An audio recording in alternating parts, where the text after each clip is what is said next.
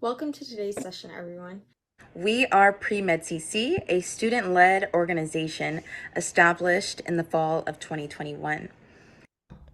Our goal as an organization was to create an online program for pre-medical students at community colleges and universities, with the hope of guiding the next generation of diverse and inclusive physicians. And while we advertise our organization as being for community college students, our events are open to anyone. We realize that finding guidance and mentorship in a pre-med journey can be especially challenging for first-generation pre-med students, people that lack the financial resources, or just those who do not know people in the medical field. One of the best parts about our events is that they are virtual, so you can do it from the comfort of your own home. We typically have events on Fridays from 5 p.m. to 6:30 p.m. Pacific Standard Time, and on Saturdays from 11 a.m. to 12:30 Pacific Standard Time. If you aren't able to attend the event, all of our sessions are uploaded on our YouTube channel. Many of our sessions will end up with a Q&A with the speakers. Any questions that you have, you may put it in the Q&A session on Zoom, and our team members will read them and have them answer. After you have attended our event, you can log into our website and complete the quiz, which will contain questions pertaining to our session today. If you score 70% or higher on the quiz, you will be awarded a certificate to show that you attended our session today. If you want to stay connected with the upcoming events or just want to tell your pre-med friends about the PreMedCC, you can find us on Facebook, YouTube, Instagram, and TikTok as @PreMedCC.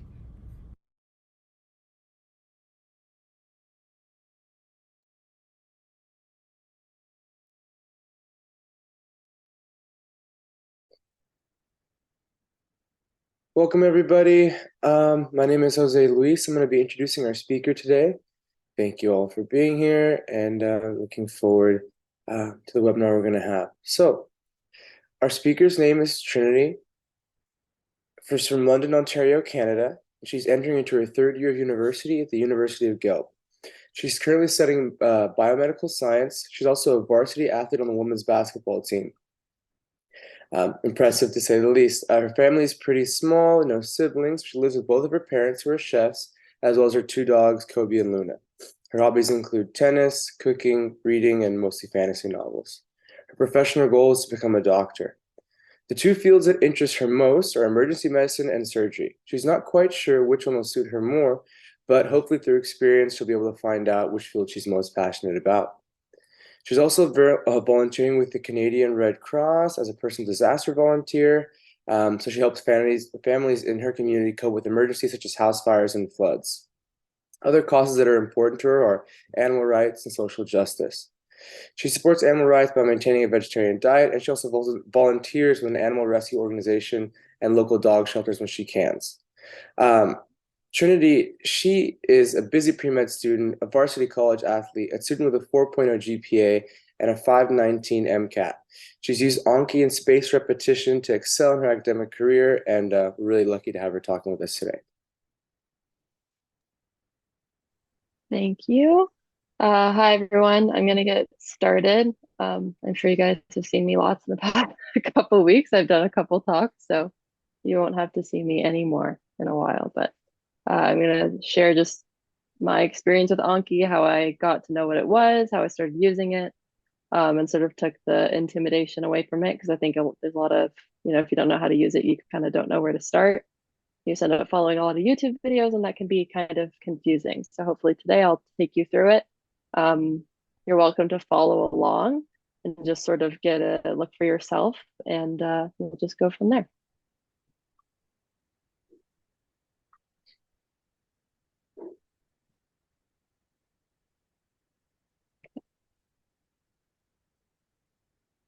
All right.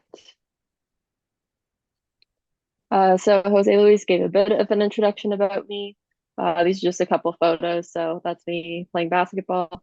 I've been playing since I was 6. So by the time I'm done next year, that'll be 17 years straight of basketball season. So needless to say, I've been busy for 17 years, basically, is what that's saying. I love it though, and it's a great time. And then those are my two dogs. I just kind of threw them in there because they make me happy and just to bring a little joy to our presentation. and I'm a biomed student at the University of Guelph. I'm sure lots of you have never heard of that before.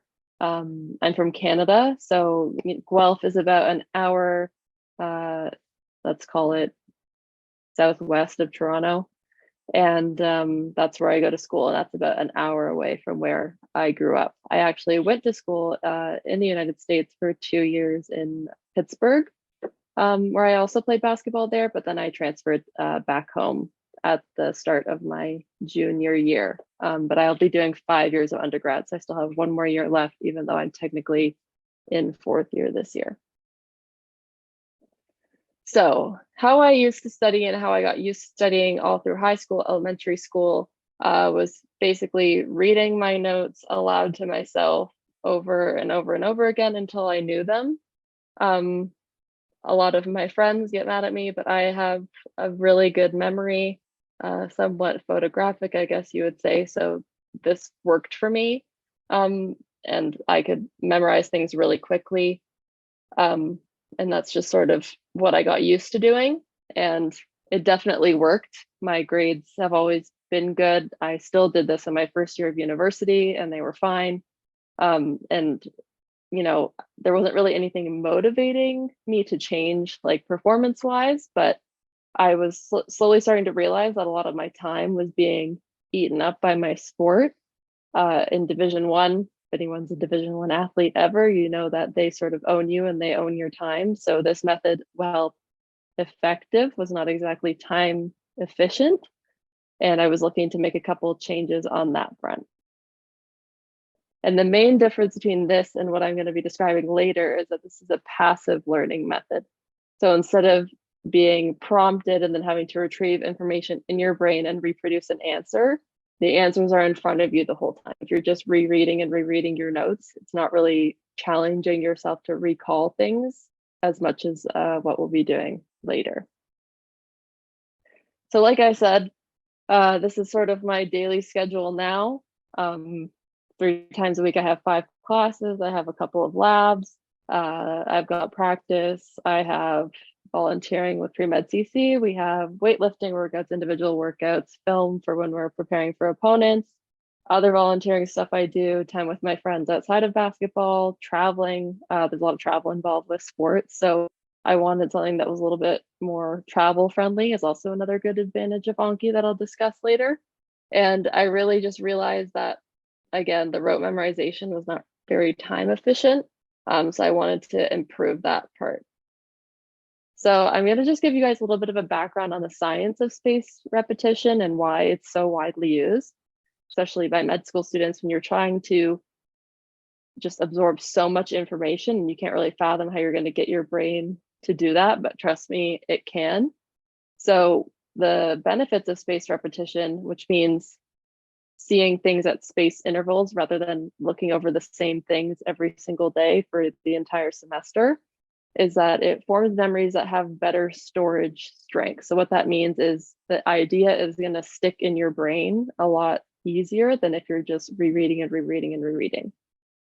Active memory instead of passive memory. So when you are prompted by a spaced repetition formula to retrieve information, you have to see the question, synthesize that in your mind, retrieve the answer from the part of your brain that it's been stored in, and reproduce it, as opposed to the passive memory, which I talked about earlier, which is just a lot of repetition. And again, the answers are in front of you, so you're not having to recall much.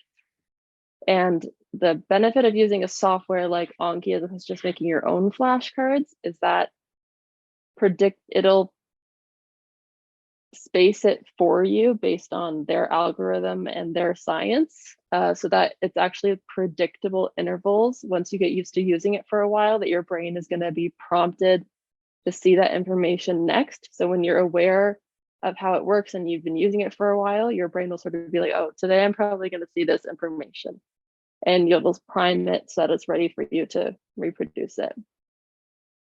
The main scientific basis of the spaced repetition is the Ebbinghaus forgetting curve. So when you're first introduced information, you're going to slowly forget it over the next few days. And if you don't review it in those next few days, you can see by about day 3, your memory retention is already down to about 60% of what it was. But if you're using a spaced repetition method, you're going to sort of catch yourself on these declines every time, and you're going to end up back at the memory retention of about a level of 100%. So if you follow these curves, this would be the day you first learn the information, you're going to slowly forget it. But if you're prompted to remember it again, you're going to shoot right back up to the top, and then this will sort of continue. And as you can see, the forgetting curves are getting less steep every time. So every time you're prompted, you're going to retain that information for longer. So you'll need to see that information later than if you were first learning it. And after doing so much research and seeing all these articles on why spaced repetition was so good, and being a science student myself, and we talk about in my classes so much information about scientific research and good research and why we should follow good research, I felt like a bit of a hypocrite saying that, well, my method works, why would I change it? When everything else was pointing to a different way that could be better. So I decided to give it a shot. So I came across Anki at the beginning. I had heard about it before, didn't really know what it was, how to use it, until I started studying for my MCAT last year. Yes, in 2022.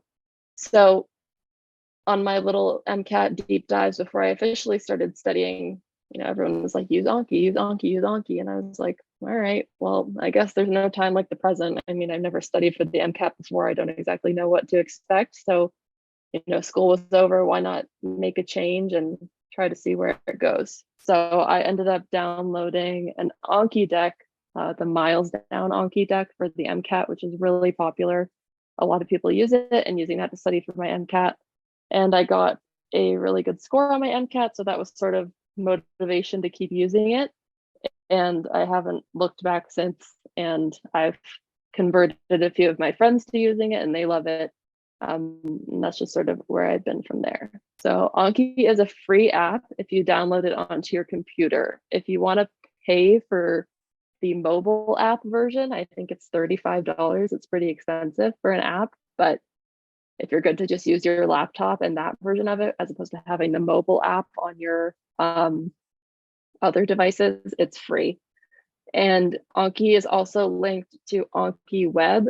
So if you create an account with Anki, you can create an account with Anki Web, and they're linked. So it's actually a little tricky way of getting around this whole mobile app thing, because if you can remember your password and log in online, you can access your flashcards even if you don't have your laptop with you. But there's a little trick there. So I would suggest not paying for the app. I mean, it's free otherwise. So yeah. You can make your own flashcards for your content, or you can use pre-made decks. So a lot of people will make decks and upload them onto Anki's database, and you can download those. So that's really popular. Like I said, that was the case for my MCAT deck. I didn't make the cards myself. Someone else made them a long time ago, and I just downloaded and benefited from not using that time to make my own. You can customize your settings. So we'll go through the settings later. It's a little bit complicated, and you don't necessarily have to worry about all of them. I would suggest looking on Google and finding a settings person, because it can take up to an hour to go through to set all your settings up properly. I'll go through the main ones that you have to worry about, but it gets really nuanced and a little complicated. And then it's a spaced repetition software with a rating and an algorithm that knows when to show you the information. So every time you do a card, they'll show it to you. You're going to rate that card on impossible, okay, hard, and easy, good and easy. And then it will decide when to show you that card next to best help you retain the information. So downloading Anki, super simple. You're going to Google Anki, literally type ANKI into your Google search bar. And then this main is going to be probably the top search response on Google. You're just going to click on that link. And then you're going to scroll down to the bottom of that first page it takes you onto after you click that link. And it'll give you options to download Anki for Windows, Macs, Linux, iPhone, Android, and other softwares. And you're just going to click on that link and go through downloading an app like you would any other time on your laptop. and then you're going to start using it. So this is what the home page will look like. So this is images I have taken from my Anki deck on my computer. As you can see, last semester for 4 classes, I, over the course of the semester, made almost 3,000 cards, which is a lot, and it seems like a lot, but when you do it as you go, it doesn't seem that crazy. So at the top, you'll see Dex, Add, Browse, Stats, and Sync. So my most would just be Dex. That's where you're going to access all these decks. So as you can see, I have them labeled by course code. Add is what you're going to do to add a new card. Browse is sort of, you click on that and you can view all the cards that you have in your profile. Stats, not a big deal. I don't really worry about that. It'll give you individual stats when you're on each deck. And then Sync, like I said, you would link your account to your Anki web account and it'll sync them for you every time you exit the app, so that every time you do something on your laptop, it's the same as on the internet. So if you lose connection one way or the other, they'll always be there. So I would highly suggest doing that, so that, you know, if your laptop gets covered in water and it breaks, you don't lose all your information that you spent making. So if we look at this deck here, BIOM 3040 is one of my courses this semester. The blue cards are in new. So those are the cards that I have made that I haven't looked at yet. So all I did was go in and add them. Learning are the cards for that day that I am currently learning. So actively reviewing. And then the due cards would be in green. So as you could see, for example, fall 2022, obviously I haven't added new cards or learned new cards. Those were for last semester. But if I wanted to torture myself, I could go in and do all 3,000 cards that are due for that deck. Technically, obviously, I'm not going to do that. But that's what the main outlay of your home screen will look like. And then as you can see at the bottom, it says studied 382 cards in 1.05 hours, and it gives you how many seconds per card you're spending on average. So that is the main home screen. And then when you scroll down on that home screen, you're going to get 3 buttons at the bottom. You're going to have Get Shared, Create Deck, or Import File. So Get Shared would be the instance we talked about downloading a deck that someone has already made for you. So MCAT is really popular for that. There's a lot of decks for MCAT or sorry, med school studying. If I wanted to, I could send the link to a friend that's taking a course and wants my flashcards, and I could send that if I was willing to share that with them. I would just send them the link through the Anki account, and they would, if they had Anki, could just download it and they wouldn't have to make it. And what's nice about that too is the stats stay independent. So just because they're using the same deck as me doesn't mean that every time they review a card, it shows up on my account. It keeps it completely separate so that there's no overlap. There's Create Deck, which is when you're going to create your own cards, not relying on any external source, which is the one I use the most because obviously my classes aren't super available online, and I want to know what information I want to retain from the course and what I already know. So that's a bit of a benefit versus getting a shared deck. If there's a piece of information that I know 100% and don't need to review, then there's not necessarily a point in making a card for that. And then there's Import File, which I've never used in my entire time of using Anki. I think that would be another data file on top of any cards that you wanted to introduce. Honestly, haven't used it, so I wouldn't worry about that one too much.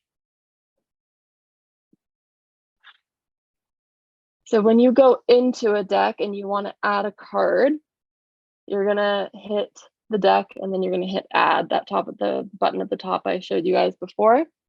And it's going to give you front and back. So you're going to fill out the front of the card with the, let's say, question prompt. And then the back of the card would be the answer. So when you go to review a deck next time, it's going to show you the front first, and then you're going to say, show answer. And then it's going to say the answer for you. So if you got it right, great. And then you'll rate it from there.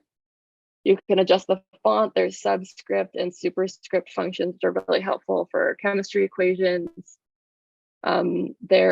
You can import a picture which is also really helpful. So for my anatomy course, for example, which is what this course is, you know, a picture of a muscle and trying to identify what muscle that is, you can add that in there.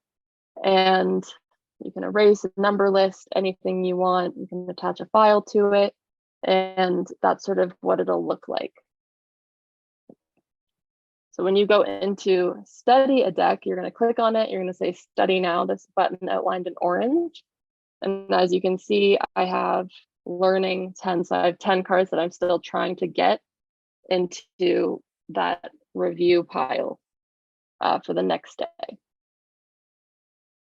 So this is what the front of one of my cards look like, again, for my anatomy class. So I need to know the origin, the insertion, and the action of a muscle tibialis posterior, which is in your calf. So I would see this card, I would try to answer it, and then I would click show answer at the bottom. And then it would show me the back of the card, which I had filled out. So it gives me the origin, the insertion, and the action of that muscle. And then I am going to rate this card. So if I did really poorly and I have absolutely no idea what the answer is, I'm probably going to hit again. So it'll show me that card again in 5 minutes. If it was hard, I got a couple things right, and probably most of it I didn't get right at all. But there was a couple things that stuck and I knew for sure I'm probably going to hit hard. So it's going to show me that next card, that card again in 18 minutes. Good would be I got most of it, maybe missed one or two things, but those are really the only two things that haven't stuck. So I don't need to see it 4 more times today, sort of thing. I'm going to hit good. And if I absolutely knew it 100%, didn't really know even why I made this card in the first place, don't need to see it again, I'm going to say 4 days. So it's going to say, I'm going to hit easy, and it's going to show me that card for another 4 days. And these numbers at the bottom will change the next time you see that card. So if I hit good now, and the next time I saw that card in 30 minutes, the intervals are going to be different. So that's one of the settings you're going to set up in your settings part. Again, gets kind of complicated, but the basic settings that you have to worry about are not that complicated to worry about. And speaking of which, when you go into your Dex icon and you see this little gear right here, and you hit the gear and then you click options, it's going to take you into the main settings page. So every time you adjust a setting, it's going to adjust a setting for the entire group of decks that you have. So they're all under the same setting. This is usually not an issue. You should be doing them as you go through the semester, like I'll talk about later. So the fact that everything's on the same setting shouldn't matter. And you're going to click it, and there's going to be, oops, these main things. So daily limits. So I have per deck, the daily limits. I allow myself to do maximum 50 new cards per day per deck.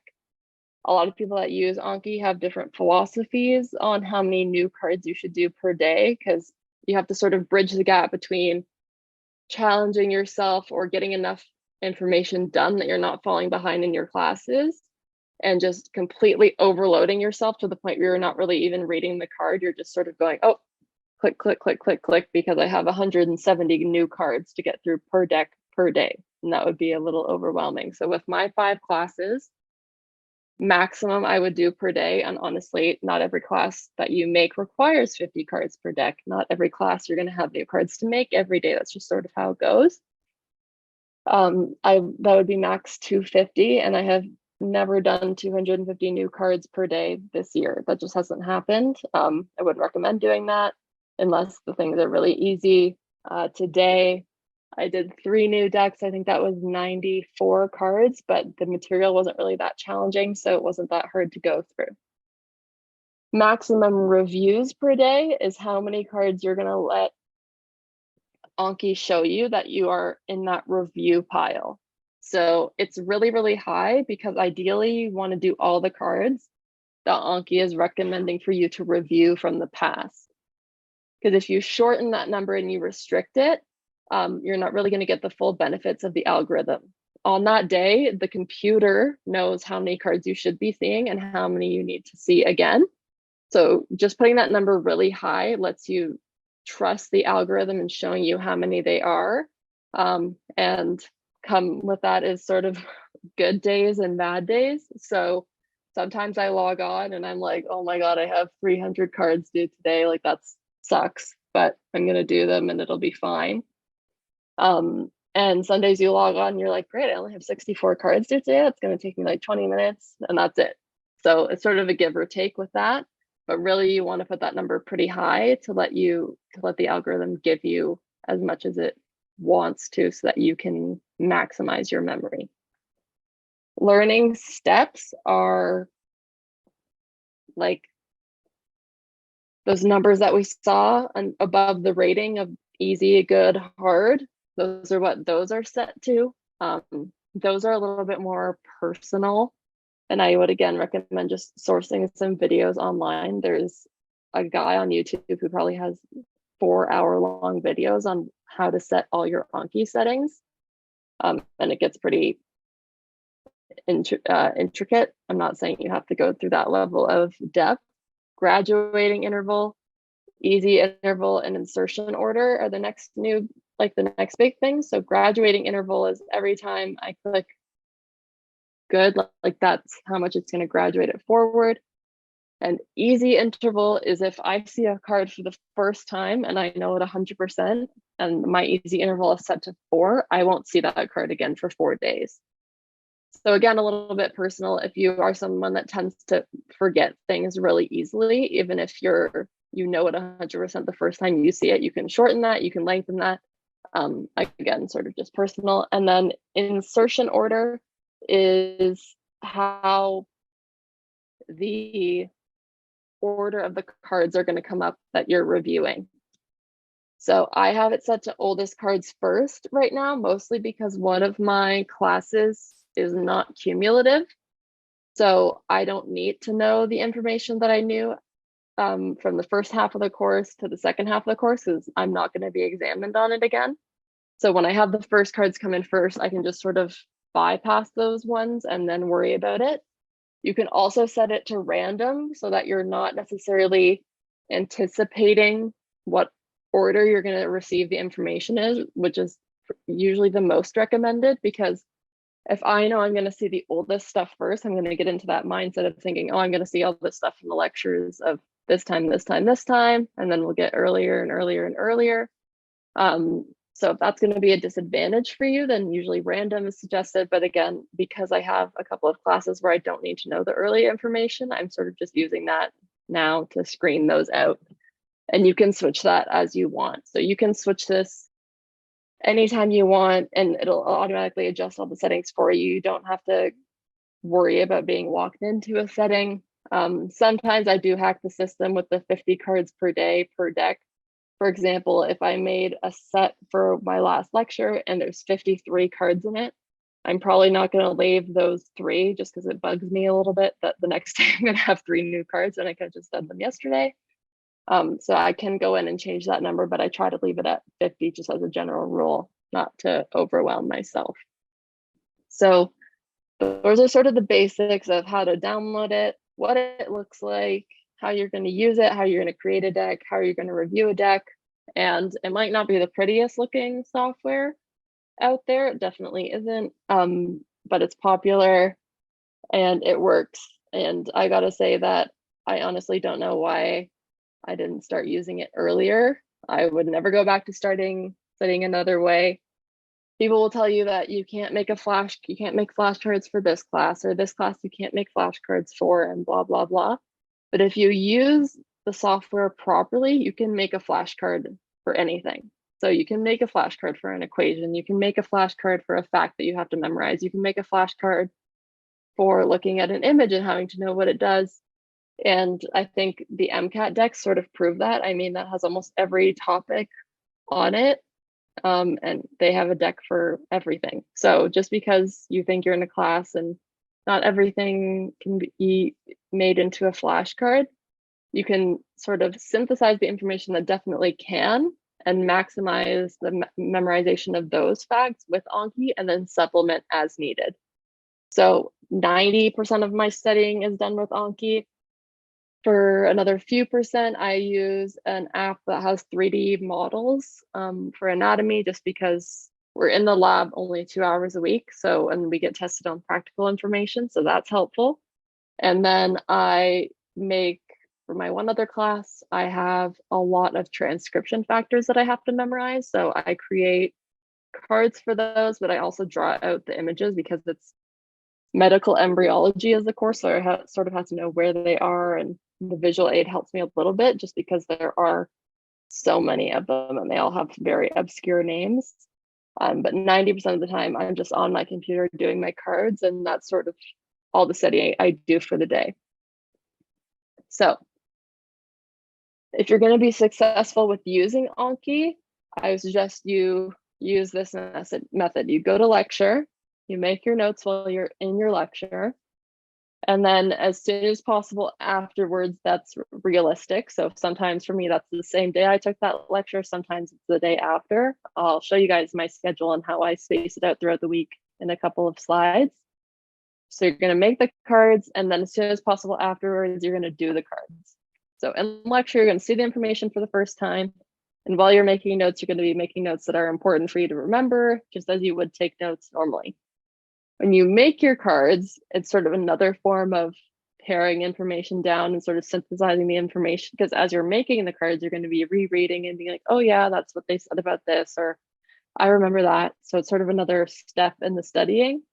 And then doing the cards afterwards is really where you're going to hammer those points home to make sure that you remember them. And you'll keep doing that for foreseeable future for all the cards that you have, basically till you're done that class. Like I said about keeping that number for the reviews per day really high, do the cards that Anki is telling you to do and do them every day. So I know sometimes, you just really want a day off, but honestly, the more you use the software, the faster you're going to get at using it and knowing how long it's going to take you to do the cards. So if you're doing nothing else that day for school, just try to do the cards, because if you see that there's only 60 and you're like, oh, that's not so many, I'll leave them for the next day. Well, then sometimes the next day is one of those days where it's going to tell you that you have 240 cards due. So instead of just having 240, you're now going to have 240 plus the 60. So if you just do them every day and stay on top of it, you're going to A, save time by not procrastinating. You're going to B, improve the memory of those cards because the algorithm knows when you need to see them. And C, you're not going to overload yourself on one day by pushing stuff to the last little bit. Be honest when you're rating your cards. So don't just say, oh, it's easy and I know it, to get it over with. To not study them anymore. If it's hard for you, hit hard on the button and it'll give it to you again. Because just saying easy, easy, easy, I don't want to be doing this anymore, it doesn't actually help you. You haven't actually learned the information. You haven't committed it to memory. So you might as well have not even done it in the first place. So be honest when you're rating that card. Give yourself time to sit down and actively do it. Don't try to rush, in between classes. I'm going to do all these cards and cram them in, blah, blah, blah, because A, you're going to end up doing that easy, easy, easy, easy. I don't have time to do this. Let's just get this over with thing. And if you sit and you're calm and you have time, you're going to be better at retrieving that information that's prompted from you by the algorithm. And lastly, trust the algorithm. So this was the thing I think I had the hardest time with, was when it's, I put the card in and then I went through the first couple of weeks and I saw it a few times. And the next time I hit easy, it said, okay, you're not going to see this card for another 17 days. And I'm like, all right, like that seems a little far. And then you see it again and you know it. And then you go to click easy again and it's telling you that you're not going to see the card for another 2.3 months. You're like, well, am I going to remember that information for the test? Because my test is in less than 2.3 months. So should I hit easy? Should I not hit easy? Like, I don't know. If you know it that time and it doesn't think that you're going to need to be prompted to know it again for another 2.3 months, odds are you're going to know it when the exam comes. So I would just say, trust how much time it's giving you in between. The algorithm is designed to make you remember things, and it knows how long it's going to take you before you need to be prompted again. So don't try to cheat it by saying, oh, I didn't actually know that just because I want to see it before the test, because that's going to take time away from focusing on your actual holes in your knowledge. rather than just seeing everything. Try to let those ones go and know that you actually do know it, and focus on the things that you don't know, because once you fill those in with the algorithm, you're going to be in a really good spot.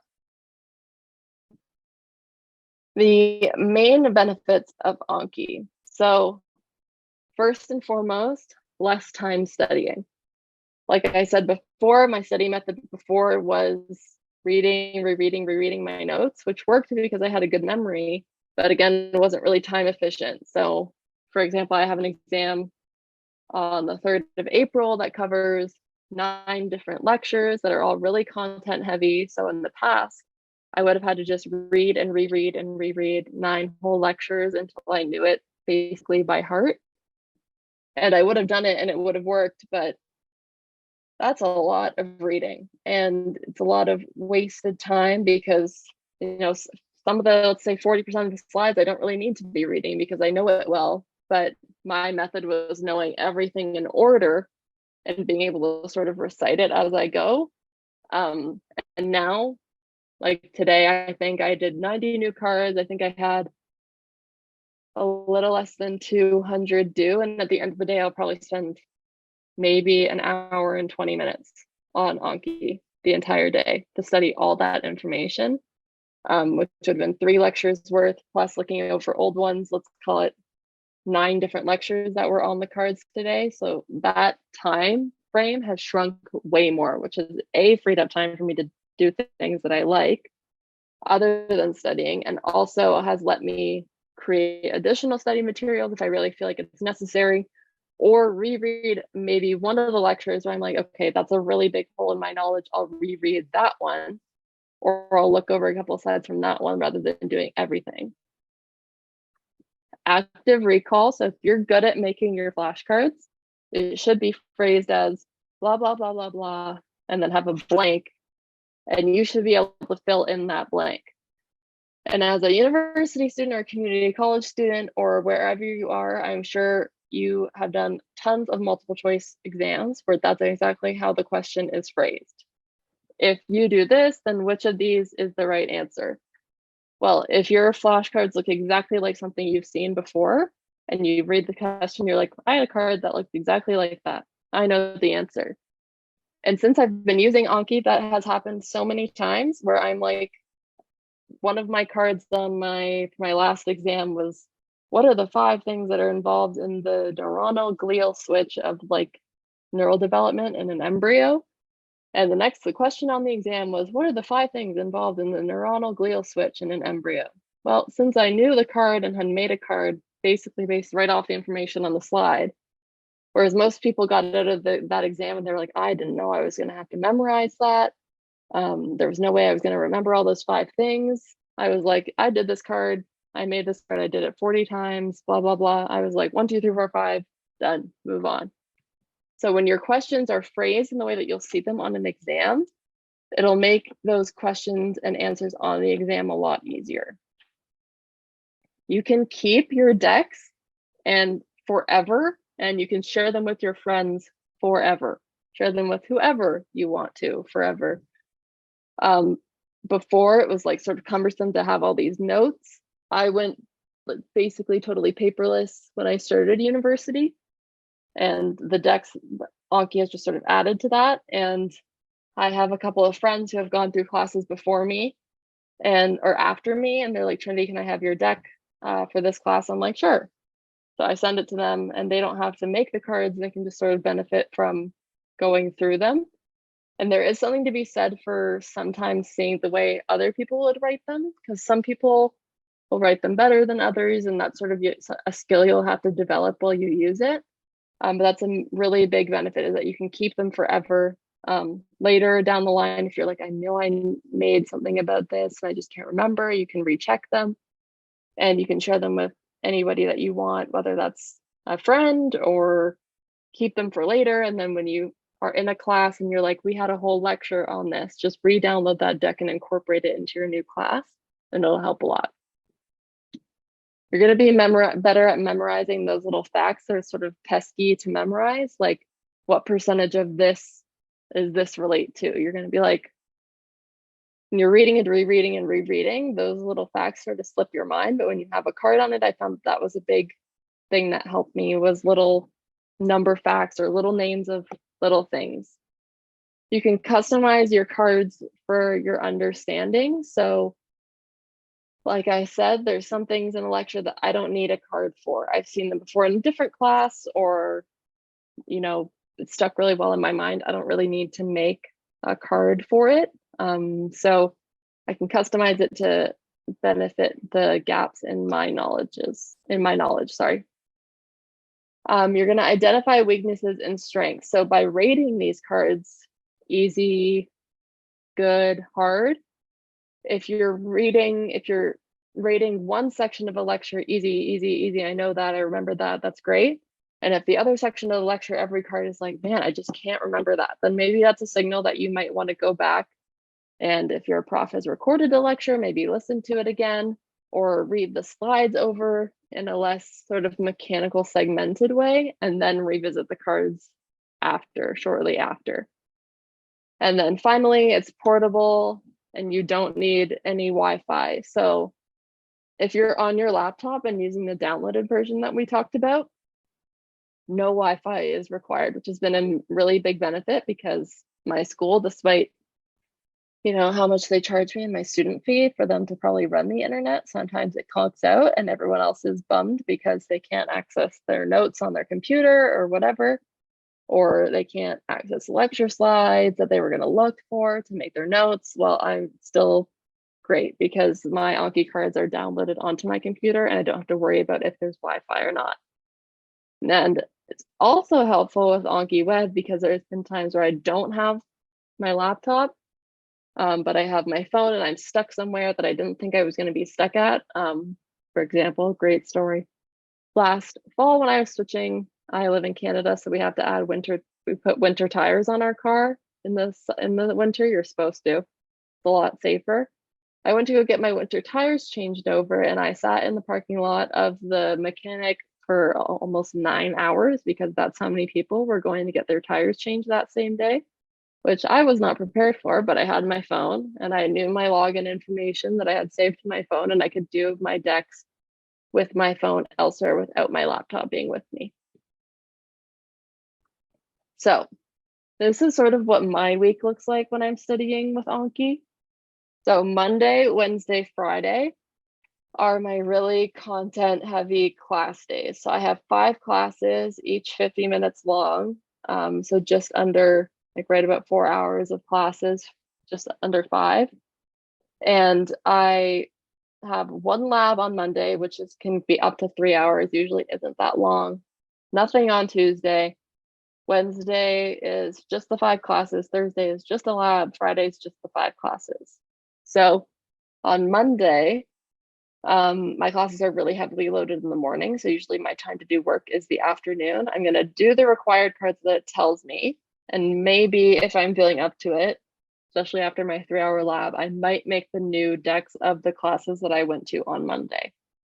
Sometimes I do it, sometimes I really just don't feel like it. And I know I have Tuesday with no class to really make the new decks, study those new decks before I have to go back to class on Wednesday and learn a whole bunch of other information.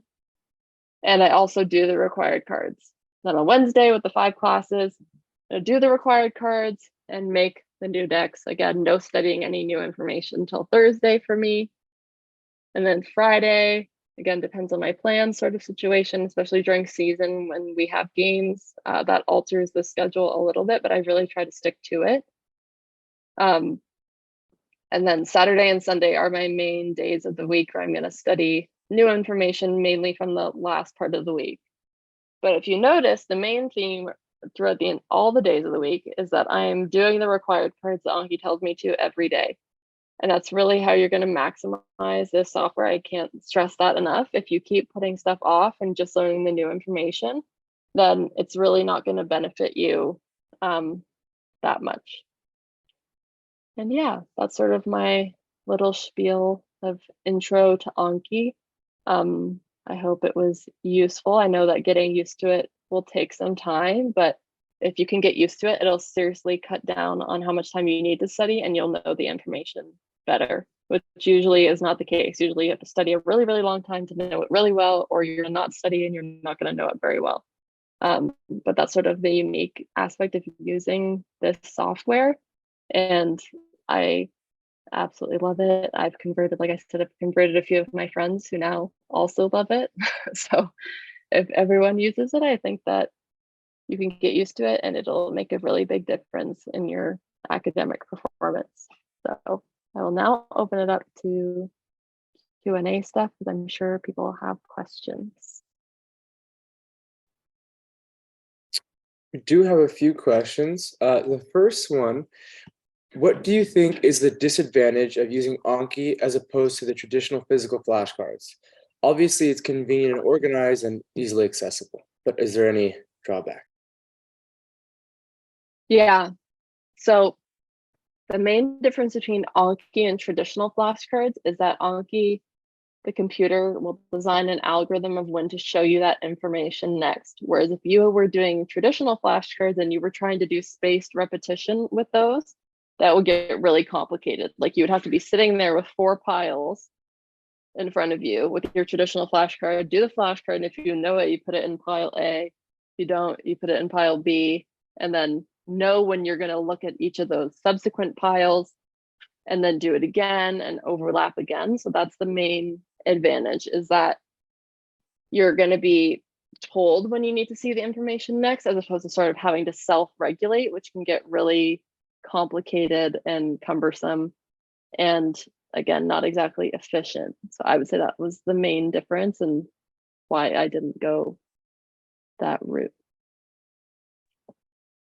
Another question, kind of along the same vein, are there any classes where you would not use Anki flashcards, or even, certain subjects within the course or chapters in the course where you wouldn't use Anki? All of my science courses are really conducive to that. Same with any psych or social course that I've taken.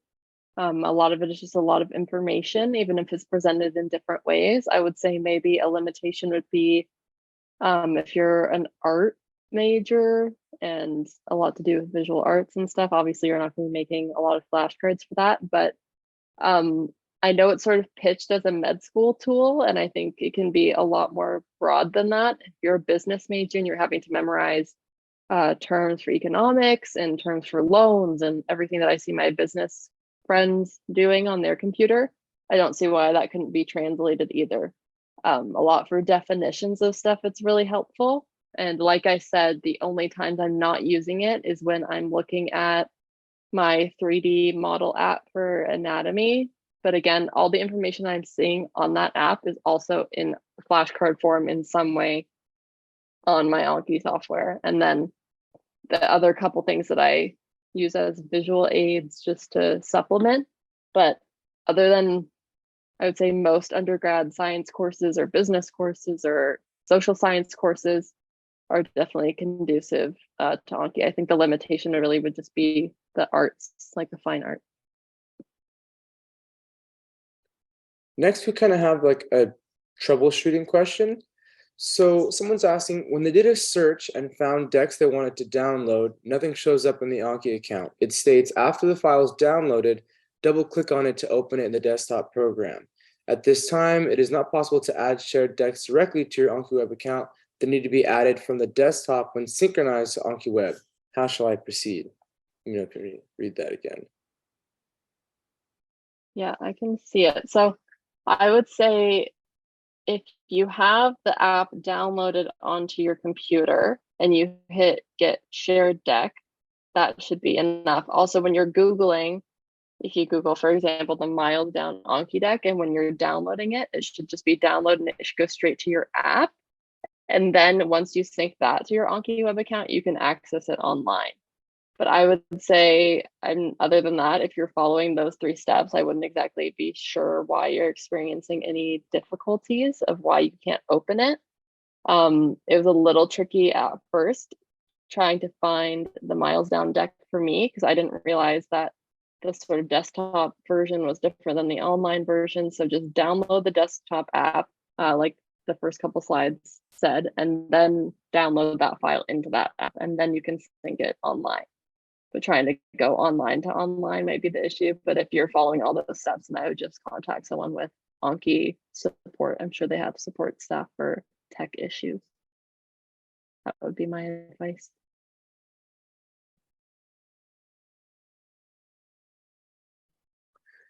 Do you have any tips on making it easier to do both, making the required cards and creating new cards in one day? Yeah, so like I said, I sort of tried to split it up a little bit between the days. When I first open Anki for the day, I do all the required cards first. So I think you should prioritize that first and then go into making new cards. And I would say that you should really be paring down the information that you received in lecture so it's not so cumbersome to make all those cards. If you know something or it's a little fact, or if you've already had an exam on the professor and they put stuff in there that you're never going to be tested on, and sometimes you're like, she's never gonna this prof is never gonna ask me a question about that information. Or some profs will even say, you don't need to know this in the lecture, then don't make a card for it. There's a couple of things with my anatomy professor or my embryology professor where it's in the slide, and I know even though it's not explicitly said, it's more of an FYI, or I just wanted to bring this up to talk to you about it sort of thing, and it's not really testable. And I would say getting to know your prof and their exams is a good way to pare that down. But when you first open Anki for the day, try to do all those required cards and then go from there. Because if you let those pile up, that's really where the issue of how many cards you're going to have due at the end of the week is going to be insane. If I didn't do the required cards for a whole week, I would probably have a couple hundred in each class. It's almost 1,000 cards in like a day if I left it all the way to Sunday, which would be obviously just really not motivating. I wouldn't really want to do 1,000 cards, and I'd be like, well, I should just do the new stuff. So do the required cards, make the new ones, and then go from there.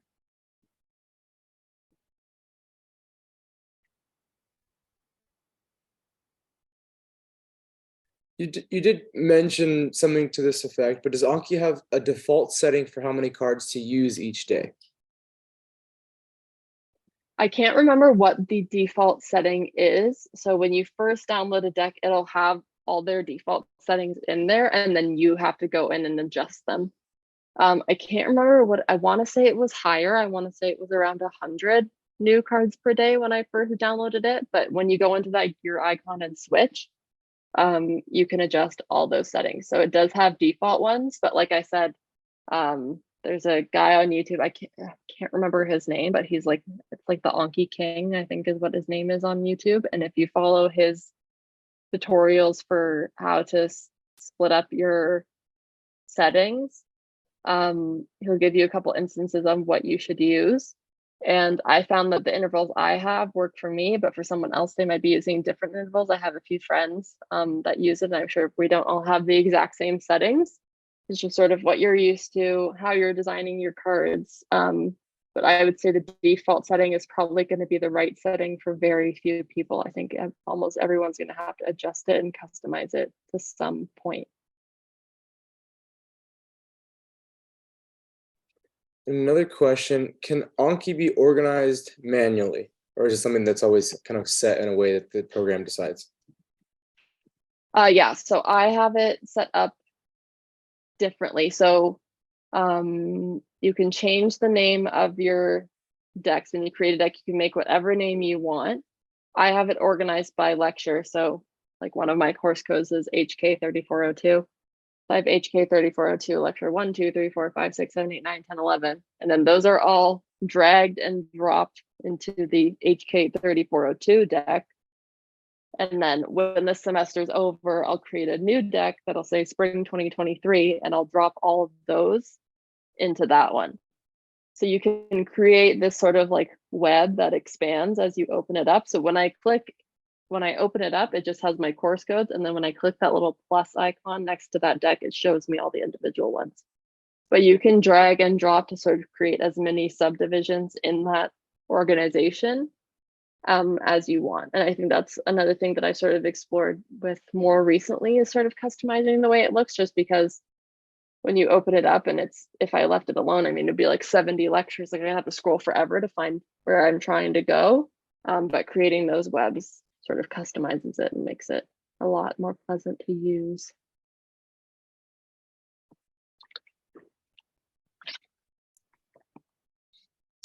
Another question, I think for you specifically, but how many new cards do you create after each lecture on average? Yeah, so my embryology, I'll take you like each through like the 5 classes that I have to sort of give you an idea of how many cards are going to be made for different content, I guess. So my embryology class is probably my most content heavy class. So 3 lectures a week, and I would say I average about 40 new cards per lecture in that class, just because it's I know this is going to sound weird because the schooling systems aren't the same, but most classes in Canada are worth 0.5 credit. And then if it's harder or if it requires a lot of time, it'll get up. So that class is actually a 0.75 credit course. So it's 1.5 times as much time or as much effort as a normal class at my level. So that would average about 40 new cards per lecture. There's some that are higher, there's some that are less. Anatomy has a lot of variation. I would say I probably average around 22 new cards per lecture in that class. Epidemiology is not very hard, so I would say I average maybe 17 new cards, just because it's a lot of the way that class is designed. It's like, here's the definition and let's go through 4 examples, and here's the definition, let's go through 4 examples. So I'm only making the cards for the definitions. I'm not making the cards for the examples that I'm given. What else is there? Principles of disease. I would say maybe 40 again, but not as hard to do as my embryology one. So I go through those ones a bit faster. And then what class am I missing? Pharmacology. I would say about 30 for that class. That one's pretty steady. So between all of those, it's about 150 new cards per day, let's say. But again, there's variation, and I'm not necessarily doing one every day. So my Principles of Disease lecture tends to span 1 lecture set for maybe the whole week. And I don't make cards for, it's like a rule I have with myself. I try not to make cards for a lecture until the prof has completed that lecture. So I try not to make them as I go. I like to sort of sit down at the end, and once all the information is presented to me, and then make my deck from there. I found that helps me review. Because if I made the cards on Monday, but I'm not actually going to start reviewing them until Saturday, I've probably forgotten. We all saw that curve that I showed you guys at the beginning. Probably going to be less than 50% of the stuff I remember. So I sort of try to stagger it that way. But there's variation, and some weeks there's none, and some days it's really heavy, but you're just going to have to stay on top of it.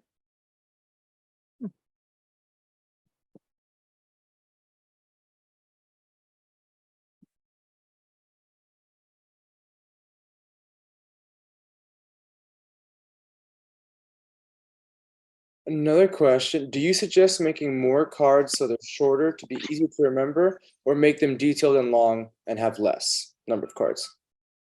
I would suggest making more cards and having little tidbits of information that you're gonna remember easier. And I would also suggest, if you come across a slide from your professor's presentation that says, like I said, the 5 things involved in the neuronal glial switch in embryos is 1, 2, 3, 4, 5. And on their slide, they have number 1, 2, 3, 4, 5. I would suggest on your card, you write your prompt and then you write 1, 2, 3, 4, 5. Odds are, if they're presenting to you things in groups of numbers of things they want you to remember on that question on the exam, it's going to have those same numbers. So overall, for a lot of information, I would say make smaller bits that you're going to memorize easier. If there's 2 things that are heavily intertwined that you need to memorize together, I would make a single card for those. And then if your prof has presented any information in terms of sets of, remember these 3 things, remember these 2 things, remember A, B, C for this concept, I would mimic that on the card. Because if they make an exam question, it's probably going to involve all 3 things and not just one. But if it does, then you know all 3. And that's great too.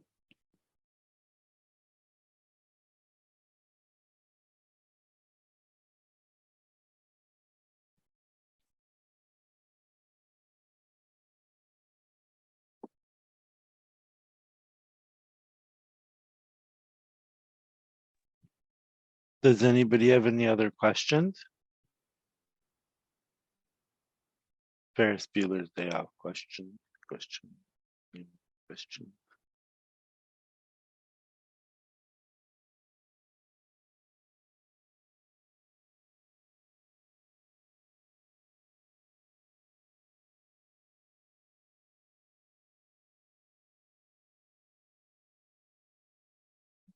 So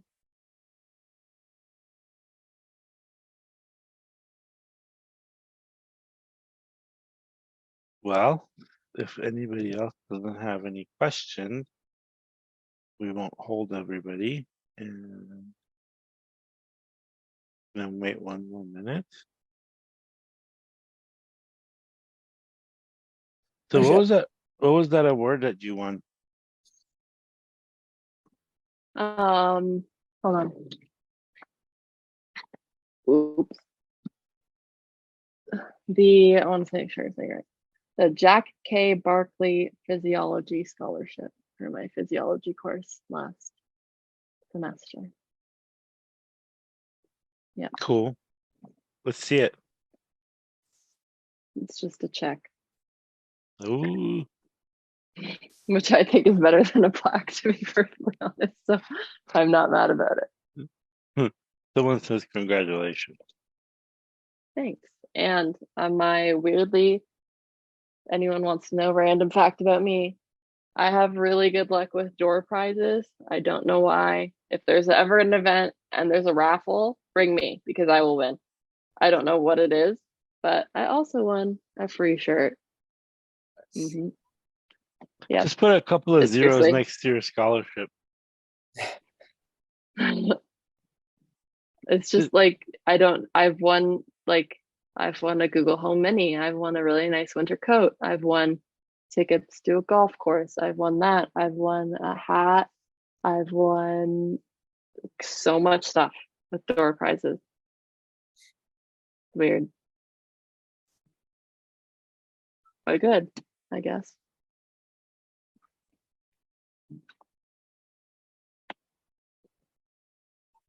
Well, we're going to let everyone go since there's no more questions. Sounds good. Start using Anki, guys. It's a life changer. Swear to God.